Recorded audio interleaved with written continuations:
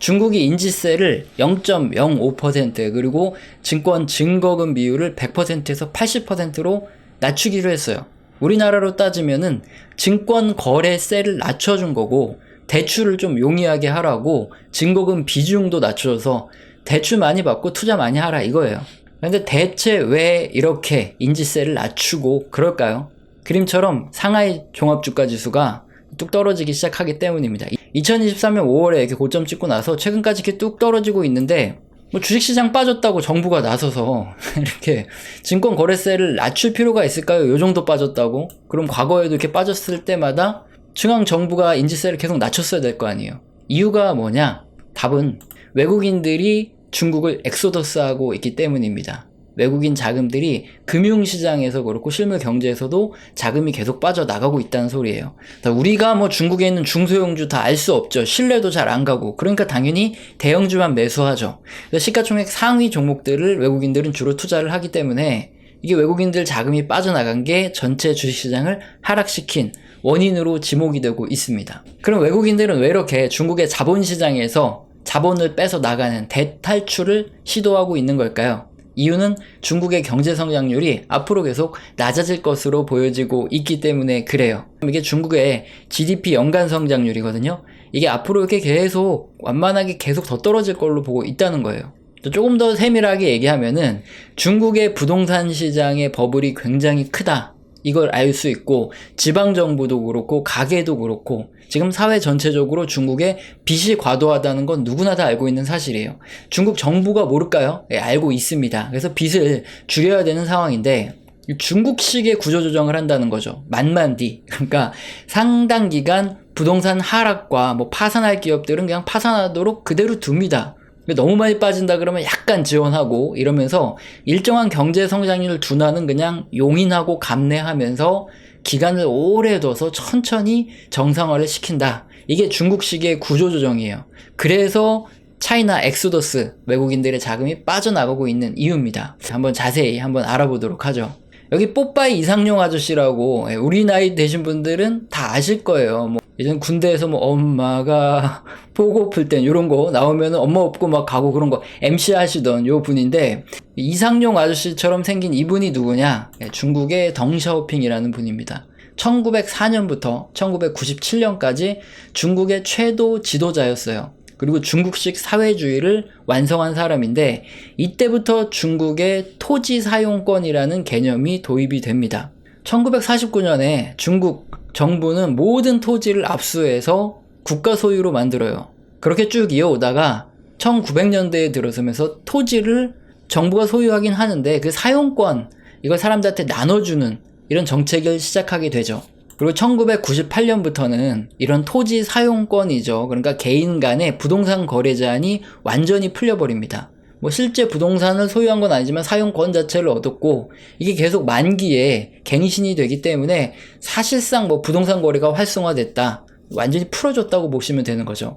그때부터 본격적으로 부동산 가격이 오르기 시작하는데 여기 중국 주거용 주택 가격 지수를 보시면 아시겠지만 2006년도부터 최근까지도 그렇고 한 20년 동안 꾸준히 계속 올라요. 그리고 최근에 이렇게 약간 떨어지는 흐름이 나타나고 있죠. 자, 그런데 문제가 하나 생겨버립니다.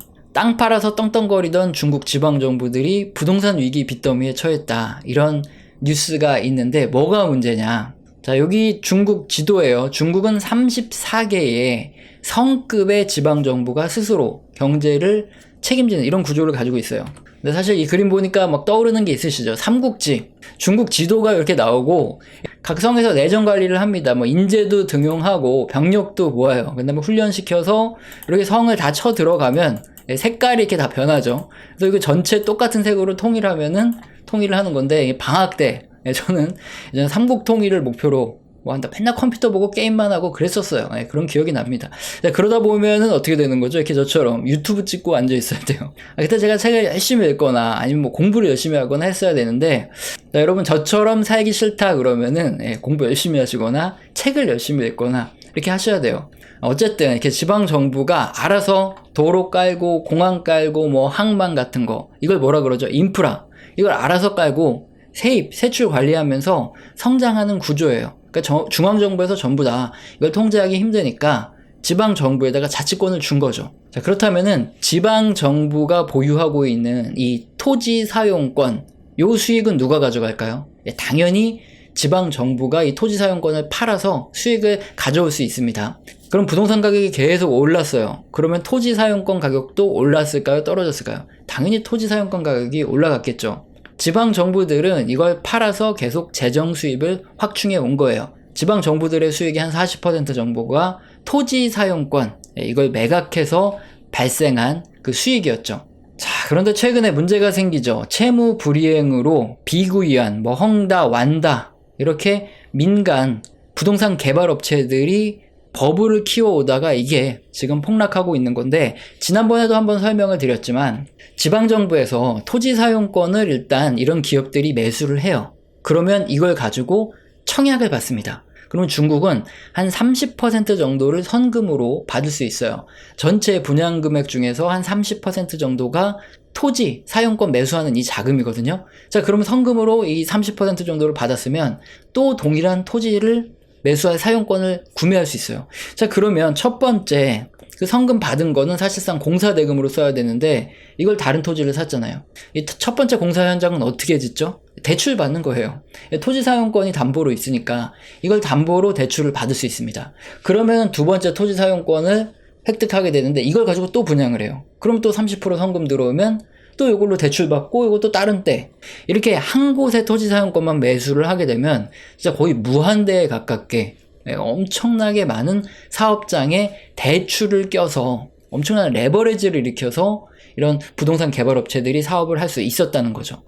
이게 부동산 가격 상승기에는 일단 이런 방식으로 레버리지를 크게 해놓으면 공사 짓고 팔아치우면은 이자 비용 내기만 하면은 계속 레버리지가 생기니까 엄청나게 좋아요. 하지만 지금처럼 부동산 가격이 하락하기 시작한다. 그런 때는 이게 거의 모든 사업장이 다 대출 아닙니까? 그러니까 모든 사업장에서 연달아 문제가 터지는 거예요. 특히 분양을 받은 사람들이 잔금을 치르지 못한다던가 아니면은 건설 대금이 올라간다던가 어떤 문제가 생겨버리면은 이게 줄줄이 연쇄적으로 도산을 해버릴 수밖에 없는 이런 상황이죠. 모든 공사장이 다 설 수도 있는 거죠. 이런 이유 때문에 최근에 비구이안도 그렇고 헝다, 완다 이런 업체들이 중국의 민간 부동산 개발 업체 등의 1, 2, 3였는데 이렇게 대형 업체들도 다 뇌관이 터지는 거예요. 그렇다면 그보다 작은 회사들은 당연히 연쇄적으로 이런 문제가 터질 수밖에 없는 이런 상황에 처해 있죠. 그래서 지금 채권, 이자, 원리금도 못 갚는 채무 불이행, 디폴트에 빠지기 시작했다는 거죠. 물론 지방 정부들도 자체적인 해결책을 쓰긴 했어요. 이게 건설이 중단돼 있잖아요. 그럼 사람들이 와서 데모하고 난리가 나는 거죠. 그리고 원리금 안 갚겠다, 담보대출 받은 거 이렇게 난리를 치니까 그럼 지방 정부가 이걸 매수를 해줘요. 그래서 자체적인 자금을 투입해서 완공을 시키고 이렇게 했습니다. 근데 이제 너무 많은 건설 현장들이 이렇게 레버리지로 지어지다 중단되고 하다 보니까 이제는 지방 정부 자체에서도 돈줄이 말랐어요. 더 이상 해결해주기 어려운 상황이 됐습니다. 자, 그러면은 중국 중앙정부는 이걸 어떻게 처리하냐? 2년 전에 헝다 사태가 터졌을 때 어떻게 했습니까? 중앙정부가 돈을 투입해서 이걸 다 막아줬나요? 아니에요. 천천히 기다립니다. 그래서 알아서 일단은 헝다가 알아서 처리하게 냅두고 사람들 피해볼 사람들은 알아서 피해보고 냅두고 시위하면 잡아다가 가두고 이렇게 하면서 대충 천천히 넘겨요. 이렇게 하다가 폭락해서 이제 사업성이 있겠다. 이제 돈 투자할 만해도 되겠다 싶으면 국유 기업들이 야금야금 헝다 자산을 이렇게 매수를 해주기는 하죠. 이렇게 아주 천천히 구조조정을 진행을 하고 있습니다. 이 과정에서 당연히 부동산 시장에 폭락이 나왔고요. 그럼 이게 어느 정도 용인한다는 거죠. 이게 바로 중국식의 구조조정이죠. 자본주의에서는 이렇게 부동산 시장이 폭락하거나 대형 건설사들이 줄줄이 파산하게 되면 주식시장 붕괴하고 자산시장도 붕괴할 것, 이게 우려가 되고 소비도 떨어지고 경제 활력이 줄어드니까 그렇게 되면 디플레이션이 발생하죠. 그럼 디플레이션을 끌어올리기 위해선 사회적 비용이 더 든다. 이렇게 생각해서 곧바로 중앙정부나 중앙은행이 돈 풀기를 시작합니다. 어떻게든 경기 침체는 막아보겠다. 이렇게 하면서 다 살려주는 거죠. 근데 중국식 구조조정은 완전히 틀리죠. 이걸 다 알고 있어요. 2010년에도 그랬거든요. 왜냐하면 장기적으로 보기 때문에 정권이 계속 바뀌는 게 아니기 때문에 지금 당장 이걸 구조조정을 천천히 해놓지 않으면 나중에 힘들어지니까 천천히 구조조정을 하는 거예요. 특히나 어디에서 할 수 있냐? 중국 정부가 정책적으로 지금 건설업체들 이렇게 구조조정 시킨 게 바로 3대 레드라인 대책이에요. 자, 이렇게 과도하게 부동산 개발 업체들이 레버리지를 썼는데 이걸 못하게 하도록 막은 게 3대 레드라인입니다. 그래서 부채를 통제한 정책이라고 보시면 되는데, 자, 그렇다면은 이런 문제가 터져서 자꾸 디폴트 나면 이거 막겠다 그러면 다시 또 대출 받아라. 3대 레드라인 대책 철회하면 되는 거잖아요. 근데 그렇진 않다는 거죠.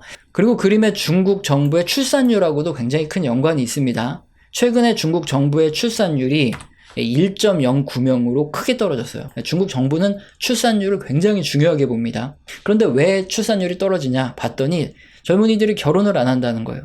주택가격이 일단 굉장히 높고 청년들이 실업률이 굉장히 높아요. 구직을 못 한다는 겁니다. 이건 뭐 나중에 한번 설명드리겠지만 지금 중국의 교육열이 굉장히 높습니다. 다 대학 나오고 했어요. 그런 사람들이 공장을 들어가야 되는데 공장을 안 들어가요. 그래서 IT 기업이라든가 이런 데 들어가고 싶은데 얘네들은 채용을 많이 안 하니까 차라리 그냥 집에서 노는 겁니다. 그래서 실업률이 이렇게 높다 보니까 주택가격도 높고 그냥 결혼 안 합니다. 이거 혼자 사는 거예요. 자, 그렇다면 중국 정부는 어떡하죠? 주택가격이 일단 낮아지길 바래요. 그리고 청년들한테 공장이든 뭐든 빨리 들어가라 얘기하고 있고요. 그래서 중국 정부가 나서서 이렇게 부동산 개발 기업들 막대한 자금 풀어서 다시 살려주지 않는 겁니다. 주택 가격이 떨어지길 바라고 있다 볼 수 있어요. 일각에서 이런 얘기까지 나오죠. 중국 정부가 이렇게 민간 부동산 개발 업체들이 다 구조조정 내고 헐값에 개발 현장들이 다 서 있는데 요거 정부가 다 매입을 해서 지은 다음에 그 다음에 청년들한테 신혼부부들한테 그냥 나눠줄 거다. 이런 얘기까지 나오고 있다는 거예요. 이게 중국이니까 가능하다 이거죠. 자, 이렇게 중국식 구조조정은 정부가 막대한 돈을 투입하는 게 아니라 잘 관리하면서 장기간 경제 성장이 둔화되고 부동산 가격 폭락하는 거 용인하면서 천천히 폭락하도록 냅두면서 구조조정되고 기업들 부도나는 거 보면서 그냥 구조조정 할 거다. 이걸 알기 때문에 앞으로 당연히 GDP 성장률이 장기적으로 낮아질 수밖에 없죠. 이게 만만디가 천천히라는 중국어예요. 지난 2010년에도 그랬습니다. 고속 성장하면서 좀비 기업들이라고 알죠. 부채를 너무 많이 보유한 기업들이 문제가 생기기 시작했어요. 이때 중국에서 뭐 그림자 금융 문제도 터지고 그랬을 때 정부가 나서서 돈 풀어서 해결했나요? 아니죠. 좀비 기업들 전부 다 구조조정 시키고 천천히 알아서 망가지게 냅두면서 문제가 생기면 조금 부양책 펼치고 이런 식으로 아주 장기간에 걸쳐서 구조조정을 완료하고 있어요. 그래서 경제 성장률의 장기적인 둔화는 어쩔 수 없다. 차이나 엑소더스, 중국 금융시장에서 외국인들의 자금이 계속 빠져나가고 있는 겁니다. 자, 그러면 중국의 경제 성장률은 뭐 앞으로 계속 둔화될 문제인가요? 아니면 지금도 ING 중인가요? 경제 성장률 둔화는 벌써 나타나고 있어요. 여기 뉴스에 베이징 랜드마크가 32%나 이제 공실이다. 가라앉는 중국 경제 뉴스가 나오고 있는데 이게 뭘 말하냐면 왕징소를 말하는 겁니다. 왕징소가 이 건물이에요. 계란을 반 잘라서 거꾸로 엎어놓은 뭐 이런 모양. 워낙에 특이하다 보니까 왕징의 랜드마크예요. 여기에 판다TV, 추콩 테크놀로지, 뭐 블루고고 등 이게 중국의 유명한 IT 기업들이 들어왔다가 다 망해 나갔어요. 그래서 한때 여기에서는 풍수가 안 좋다. 여기 들어오면 망한다. 이런 소문이 돌기도 했어요. 근데 지금 이 건물의 32%나 공실입니다. 왜 그럴까요? 풍수지리가 안 좋아서? 그게 아니죠. 지금 중국 전체적으로 소비가 좀처럼 살아나지 않아요. 이게 전년 대비 소매 판매 증가율인데 다시 또 이렇게 제로 수준으로 뚝 떨어지고 있습니다. 중국이 코로나 이후에 제로 코로나 정책을 실행하면서 폐쇄제를 하고 있다가 다시 또 개방을 했죠. 이제 중국 제로 코로나 안 한다. 그러면 소비가 엄청나게 늘어날 줄 알았는데 아니에요. 확 줄어들었던 것만큼 쭉 올라가긴 했는데 다시 또 망가져 내리고 있어요. 소비 증가율이 그렇게 높지 않다는 겁니다. 이유는 여러 가지가 있죠. 사람들이 돈을 안 쓴 이유는 부동산 가격 조정과도 뭐 앞서서 말씀드린 이 내용과 맞물려 있죠. 부동산 가격이 막 오른다. 그럴 때는 당연히 사람들이 좀 소비를 하고 싶죠. 왠지 내가 부자 된 것 같고 뭐 차도 바꾸고 싶고 또 대출을 추가로 받을 수도 있으니까 소비가 더 늘어나요. 근데 이렇게 주택 가격이 이제 앞으로 뚝뚝 떨어진다. 2021년 말부터 이렇게 조정이 시작되는데 이렇게 뚝뚝 떨어져 내리기 시작하면서 점점 사람들이 소비를 줄여나가는 거. 이거는 어쩔 수 없는 거고 중국의 수출이 감소하는 것도 아주 큰 원인입니다. 중국의 경제는 수출 의존도가 굉장히 높죠. 그래서 수출 감소가 이렇게 일어나면 전체적으로 소비가 둔화되고 경제가 둔화돼요. 미중 무역 분쟁의 영향이 굉장히 크죠. 그래서 기업들의 수출이 감소하니까 투자도 감소하고 고용도 감소하고 임금도 줄고 소비도 줄고 그러니까 당연히 소비가 안 나올 수밖에 없는 거죠. 자, 그러면 중국 주식시장에서는 어떤 종목들이 많이 빠져나갔겠죠? 일단 가장 많이 빠져나간 건 당연히 비구유한 같은 이런 부동산 기업이죠. 전기차 비아디도 자금이 꽤 많이 빠져나갔어요. 전체적으로 신뢰가 무너지고 있다고 보면 되는데, 중국 부동산 업체들을 좀 유심히 봐야 됩니다. 일단 민영 부동산 개발 업체 2021년만 해도 비구유한 헝다가 탑이었어요. 완다도 뭐 3번째 높은 이런 순위였는데, 헝다는 최근에 마탱이가 갔죠. 미국 법원에 파산 보호 신청하고 나서 이제 구조조정을 하고 있어요. 자, 그런데 비구유한은 헝다랑 좀 다르다. 자산에서 부채를 빼도 이 자본이 충분히 있다, 이런 얘기가 나왔는데, 최근에 이런 것들에 의문이 생기고 있죠. 이게 뭐냐? 비구유한은 이번 달 8월 6일이죠. 이때까지 2250만 달러, 우리 돈으로 한 300억 원 정도를 갚아야 되는 금액이 있었어요. 이게 이자입니다. 2026년 2월과 8월까지 갚아야 되는 10억 달러 정도의 회사채가 있고, 여기 대한 이자가 이제 300억 원이에요. 문제는 자산 313조고 부채가 295조밖에 안 된다. 그래서 자본이 충분하다고 말하는 비구유한이 300억 원을 낼 돈이 없어서 한 달 유예 요청을 했다는 거예요. 그리고 여기 뉴스에서처럼 광저우 프로젝트를 매각해서 이 돈을 마련하고 있다는 거죠. 이거 못 갚으면 디폴트입니다. 디폴트가 되면 어떻게 되죠? 기한 이익이 상실돼요. 이 소리는 비구유한의 부채가 259조 원인데 이게 뭐 만기 상관없이 전부 다 일시에 다 갚아야 되는 이런 채권이 돼버린다는 거예요. 그래서 일단 뭐 급한 대로 300억 원은 갚을 수 있겠죠. 이렇게 현금이 들어오니까. 그런데 시장의 평가는 어떠냐? 비구유한도 디폴트가 날 거로 보고 있어요. 올해 9월까지 갚아야 될 원금과 이자가 줄줄이 있습니다. 올해 말까지 만기가 도래하는 채권 이자 원금은 25억 달러. 약 우리 돈으로 한 3조 3천억 원 된다고 해요. 근데 비구유한은 순자산만 57조 8천억 원. 여기 현금성 자산이 굉장히 많다. 뭐 3조 3천억 원 정도는 그냥 껌으로 갚을 수 있어야 되지 않냐. 이렇게 계속 얘기를 해오고 있으면서 투자자들을 안심시켜 왔는데, 아니 뭐 딱 봐도 300억 원도 못 갚아서 한 달 유예 신청하고, 그리고 자산도 매각하고 이러고 있는데 신뢰가 가겠습니까? 우리나라 건설사들도 이제 법정 관리 들어가 보면은 법원에서 실제 자산을 평가를 해요. 장부 가격과 실제 자산 차이를 보면 거의 한 반토막밖에 안 납니다. 그러니까 비구유한도 아마 지금 실사를 해보면 자산 대비해서 부채 빼고 나면은 아무것도 안 남을 거예요. 오히려 부채가 더 클 가능성이 큽니다. 그러니까 이렇게 지지부진하게 더러운 짓거리 하고 있는 거예요. 자, 그러면은 비구유한이 뭐 디폴트 나고 그러면 어떻게 되겠죠? 헝다와 같은 절차를 밟을 가능성이 커요. 파산 보호 신청이나 뭐 디폴트하고 채무 조정하는 겁니다.